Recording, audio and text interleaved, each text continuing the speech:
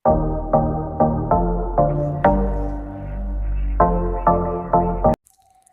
Everyone, welcome back to Susmita's vibe station. কিছু গল্প থাকে যা আমাদের মনের ভেতরে অনেক দিন রয়ে যায়, ঠিক যেমন জলের বুকে ফুটে থাকা একলা পদ্ম। আজ আমি তোমাদের শোনাবো তেমনই এক মায়াবী আর আবেগের গল্প, পদ্মজা। লেখিকা হলেন ইলমা বেহরোজ। যারা ভালোবাসে একটু অন্যরকম অনুভূতির ছোঁয়া পেতে, আজকের এই উপন্যাসটি শুধু তাদের জন্য। তৈরি তো সবাই? চলো ডুব দেওয়া যাক পদ্মজার জগতে। আমি পদ্মজা, পর্ব 1। লেখিকা ইলমা বেহরোজ। ফাহিমা ক্লান্ত হয়ে ধপ করে ফ্লোরে বসে পড়ল। হাত থেকে লাঠি পড়ে গিয়ে মৃদু আওয়াজ তুলে তার শরীর থেকে ঘেমে একাকার। কপালের বিন্দু ঘাম হাতের তালু দিয়ে মুছে বার কয়েক জোরে জোরে নিঃশ্বাস ফেলল। এরপর চোখ তুলে সামনে তাকালো। রিমান্ডে কোনো পুরুষই টিকতে পারে না, সেখানে একটি মেয়ে আজ 4 দিন ধরে রিমান্ডে তার সামনে চেয়ারে বাঁধা অবস্থায় রয়েছে। 4 দিনে একবারও মুখ দিয়ে টু শব্দটি করল না। শারীরিক মানসিক কত নির্যাতন করা হয়েছে, তবুও ব্যথায় আর্তনাদ অবধি করেনি। মনে হচ্ছে কয়েকটা পাথরকে পেটানো হচ্ছে, যে পাথরে রক্ত ঝরে কিন্তু জবান খুলে না। তখন সেখানে আগমন ঘটে ইন্সপেক্টর তুষারের। তুষারকে দেখে ফাহিমা কাতর স্বরে বলল, সম্ভব না, আর কিছুতেই কথা বলছে না। তুষার অভিজ্ঞ চোখে মেয়েটিকে 2 সেকেন্ড দেখল, এরপর গম্ভীর কণ্ঠে ফাহিমাকে বলল, আপনি যান। ফাহিমা এলোমেলো পা ফেলে চলে যায়। তুষার একটা চেয়ার নিয়ে মেয়েটির সামনে বসল।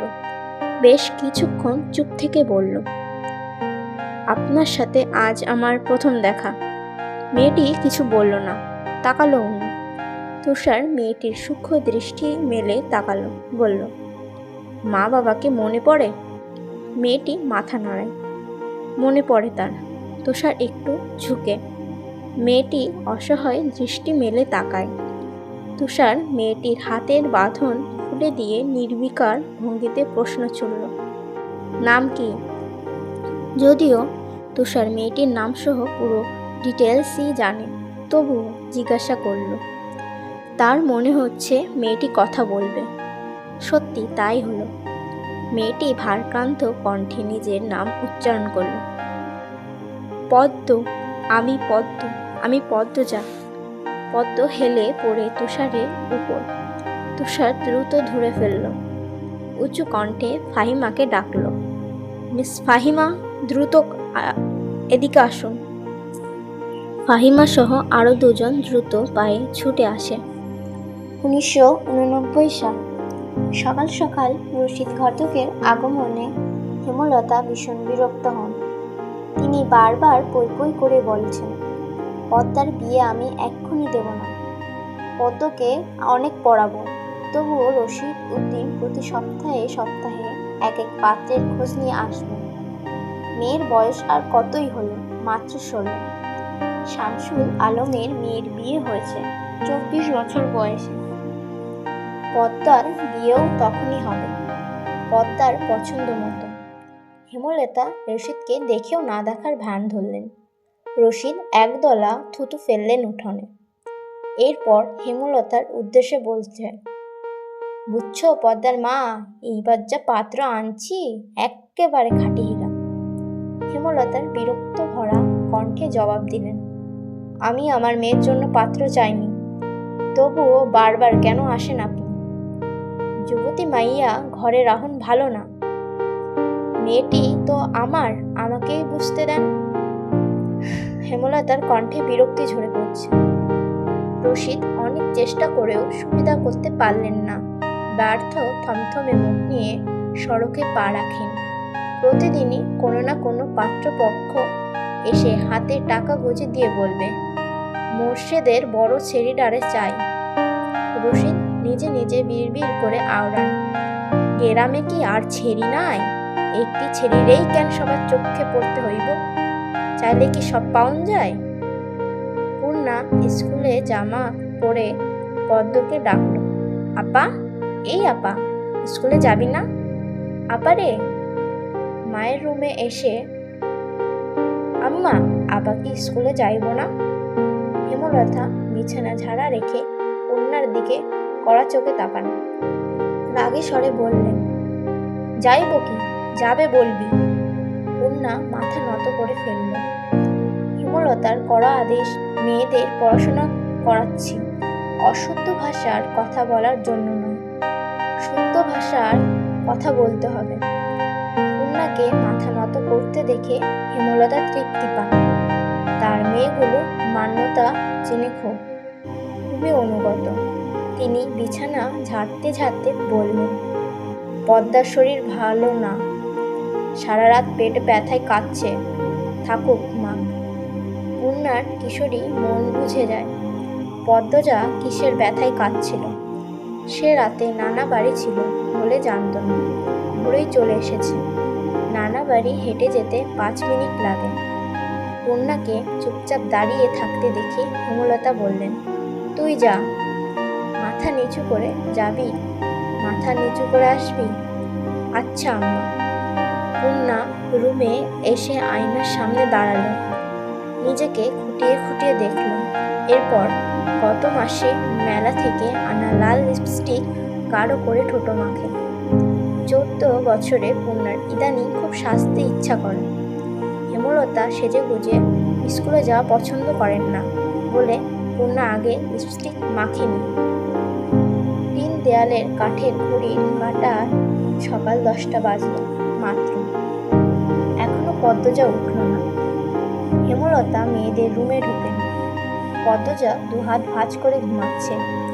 জানলার পর্দা ভেদ করে আসা আলতো পেলক রোদ্দুরে স্পর্শে পদ্মজার মসৃণ পাতলা ঠোঁট, ফর্সা ত্বক চিকচিক করছে। হেমলতা বিসমিল্লাহ বলে 3 বার ফু দেন মেয়ের শরীরে। বিহুজনরা বলেন, মায়ের নজর লাগে বেশি, নজর কাটাতে বিসমিল্লাহ বলে ফু দিতে হয়। হেমলতার মায়া লাগছে পদ্মজার ঘুম ভাঙাতে, তবুও আদুরের গলায় ডাকল, পদ্ম, এই পদ্ম। পদ্মজা চোখ খুলে মাকে দেখে দ্রুত উঠে বসে। যেদিন ঘুম থেকে উঠতে দেরি হয় সেদিনই হেমলতা ডেকে তোলেন। পদ্মজা অপরাধী কণ্ঠে প্রশ্ন করল, বেশি ধরে হয়ে গেছে আম্মা? সমস্যা নেই, মুখ ধুয়ে খেতে আয়। পদ্মজা দ্রুত কলপারে গিয়ে ব্রাশ করে মুখ ধৌত করে। হেমলতা শিক্ষকের মেয়ে, তাই তার মধ্যে নিয়ম নীতির প্রভাব বেশি। মেয়েদের শক্তপোক্ত নিয়মে রেখে বড় করেছেন। পদ্মজা রান্নাঘরে ঢুকে দেখল প্লেটে খাবার সাজানো। সে মৃদু হেসে প্লেট নিয়ে টেবিলে গিয়ে বসল। তখন হেমলতা আসেন। পদ্ম দ্রুত ওড়না দিয়ে মাথা ঢাকে। হেমলতা দেওয়া আরেকটা নিয়ম, খাওয়ার সময় মাথা ঢেকে খেতে হবে। পদ্মজা নিশ্চুপ থেকে শান্ত ভঙ্গিতে খেতে থাকলো। হেমলতা মেয়েকে সহজ কণ্ঠে বললেন, তাড়াহুড়ো করছিস কেন? মুখ ধুতে গিয়ে চুল ভিজিয়ে এসেছিস? খেয়ে রোদে বস, চুলটা শুকিয়ে নিবি। আচ্ছা আম্মা। আম্মা, পূর্ণা, প্রেমা আসে নাই? পূর্ণা আসছে, স্কুলে গেছে।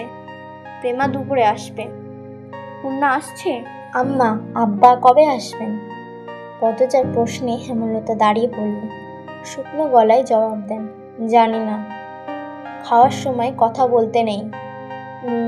হেমলতা চলে যেতেই পদ্মজার চোখ থেকে টুপ করে 1 ফোঁটা জল পড়ে পাতেন। পদ্মজা দ্রুত হাটের উল্টো পাশ দিয়ে চোখের জল মোছেন। পদ্মজার জীবনে জন্মদাতা আছে ঠিকই, কিন্তু জন্মদাতার আদর নেই। সে জানে না তার দোষটা কি, কেন নিজের বাবা বাকি বোনদের আদর করলেও তাকে করে না, কথা অবধিও বলে না। 2 বার মাকে জিজ্ঞাসা করেছে সে, আমি কি তোমাদের সত্যিকারের মেয়ে আম্মা? সন্তান হয় না বলে কি দত্তক এনেছিলে? আব্বা কোনো আমাকে এত অবহেলা করেন? ও আম্মা, বলো না। হেমলতা তখন নিশ্চুপ থাকেন। অনেকক্ষণ পর বললেন, তুই আমার গর্ভের সন্তান, আর তোর বাবারই মেয়ে। এখন যা, পড়তে বস, অনেক পড়তে হবে তোর। ব্যাস এইটুকুই। এর বেশি কিছু বললেন না হেমলতা। পদ্মজার কেন জানি মনে হয় একদিন হেমলতা নিজ থেকে খুব গোপন কোনো কথা বলবেন, তবে সেটা যেন সহ্য করার মতো হয়, এই দোয়াই সারাক্ষণ করে সে। এত কি ভাবছিস, তাড়াতাড়ি খেয়ে ওঠ। হেমলতার কথায় পদ্মজার ভাবনা শুধু ছিল, দ্রুত খেয়ে ওঠে। আজ আমের আচার বানানোর কথা ছিল। সন্ধ্যা কাটতেই বিদ্যুৎ চলে গেল।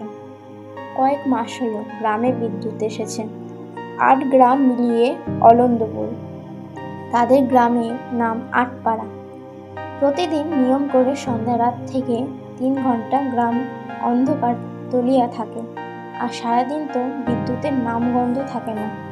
বিদ্যুৎ দিয়ে লাভটা কি হলো? পদ্মজা, পূর্ণা, প্রেমা 3 বোন একসাথে পড়তে বসেছিল। বাড়ি অন্ধকার হতেই না বছরের প্রেমা খামচে ধরে পদ্মজার ওড়না। পদ্মজা মৃদু স্বরে ডাকল, আম্মা, আম্মা, আয় টর্চ নিয়ে যা। হেমলতার আহ্বান পদ্মজা উঠে দাঁড়ালো। প্রেমা অন্ধকারে খুব ভয় পায়। পদ্মজার ওড়না ছেড়ে পূর্ণার হাত চেপে ধরে। টর্চ নিয়ে রুম ঢোকার মুহূর্তে পদ্মজা গেট খোলার আওয়াজ পেল। উকি দিয়ে হানিফকে দেখে সে দ্রুত রুমে ঢুকে পড়ল। হানিফ পদ্মজার সৎ মামা। বুবু, বাড়ি আন্ধার কেন? বাতি টাত্তি জ্বালাও। হানিফের কণ্ঠ। হানিফ, আসছিস? হেমলতা রুম থেকে বেরিয়ে বললেন। হাতে হেরিকেন। হানিফ সবকটি দাঁত বের করে হাসল, বলল, হ আমি। আয় ভেতরে আয়। হানিফ বারান্দা পেরিয়ে বড় ঘরে ঢুকে বলল, তোমার ছেড়ি গুলান কইতে? আছে রুমে, পড়ছে। এই আন্ধারেও পড়ে? হেমলতা কিছু বললেন না। হানিফ এই বাড়িতে আসলে কেন জানি খুব অস্বস্তি হয়, অকারণে। ওদের ও খাওয়ার সময় হয়েছে, তুইও খেয়ে নে। এইখানে খামু না তোমাদের সারাইখানাতে যাইতে যাই হইব? কথাটাই রসিকতা ছিল। গ্রামে থেকেও হেমলতা খাওয়ার জন্য আলাদা রুম নির্বাচন করেছেন। সেটা হানিফের কাছে রসিকতাই বটে। হেমলতা প্রশ্নের জবাব সোজা সাপটা না দিয়ে বলল, খেতে চাইলে খেতে আয়। পদ্মজা কিছুতেই খেতে আসলো না। কেমন জড়সড় হয়ে আছে, মনে হচ্ছে হানিফকে ভয় পাচ্ছে বা অবহেলা করছে। হানিফ 6 বছর সৌদিতে ছিল, 3 মাস হলে দেশে ফিরেছে। 3 মাসে যতবার হানিফ এই বাড়িতে পা রেখেছে ততবারই পদ্মজা অজুহাত দিয়ে দূরে দূরে থেকেছে। হেমলতার বিচক্ষণ মস্তিষ্ক মুহূর্তে ভেবে নিল অনেক কিছু, তাই জোর করলেন না। আজই এই লুকোচুরির ফয়সালা হবে। হানিফ পদ্মজাকে দেখার জন্য অনেক ছলছাতুরি করল, কিছুতেই সুযোগ পেল না। বিদ্যুৎ আসার ঘন্টা খানেক পর হানিফ চলে যায়। পূর্ণা, প্রেমা রুমে ঢুকতেই পদ্মজা ঝাঁপিয়ে পড়ে, রুদ্ধশ্বাস কণ্ঠে বলে, কতবার না করেছি লোকটার পাশে বেশিক্ষণ না থাকতে, তোরা কেন শুনিস না আমার কথা? পূর্ণা ও প্রেমা বিস্ময়ে হতবিম্বর। পদ্মজা কখনো তাদের এমন নিষেধ দেয়নি, তাহলে এখন কেন এমন বলছে? হেমলতা রুমে ঢুকতেই পদ্মজা চুপসে গেল। পদ্ম, আমার রুমে আয়। মায়ের এমন কঠিন শুনে পদ্মার কলিজা শুকিয়ে না মায় আসে।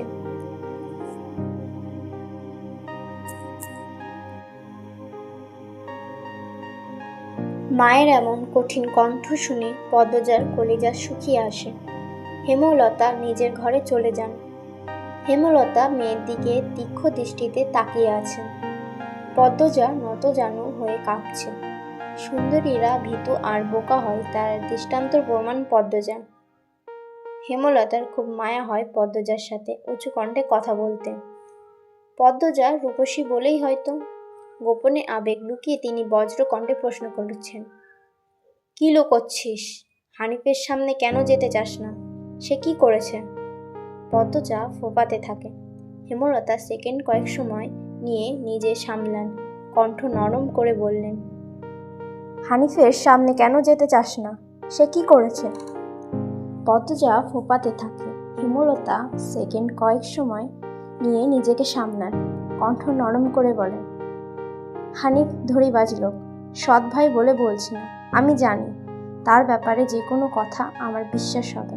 তুই বল, কি লুকোচ্ছিস? মায়ের এমন আদুরে কণ্ঠ পদ্মজা চমকে বাঁধ ভাঙা নদীর মতো হু হু করে কেঁদে উঠল। তো আজকের মতে এখানেই শেষ হচ্ছে এই পর্বটি। আর হ্যাঁ শ্রোতা বন্ধুরা, আমার এখানে অনেক শব্দ উচ্চারণ করতে বা বলতে ভুল হয়েছে, তার জন্য ক্ষমা চাইছি। পরবর্তী পর্ব শোনার জন্য আমার এই চ্যানেলটি সাবস্ক্রাইব, লাইক এবং কমেন্ট অবশ্যই করবেন, কারণ আপনাদের এই একটি কমেন্ট আমাকে পরবর্তী গল্প পড়ার জন্য খুবই উৎসাহিত করে। তো দেখা হচ্ছে পরবর্তী ভিডিওতে, ততদিন ভালো থাকবেন এবং সুস্থ থাকবেন।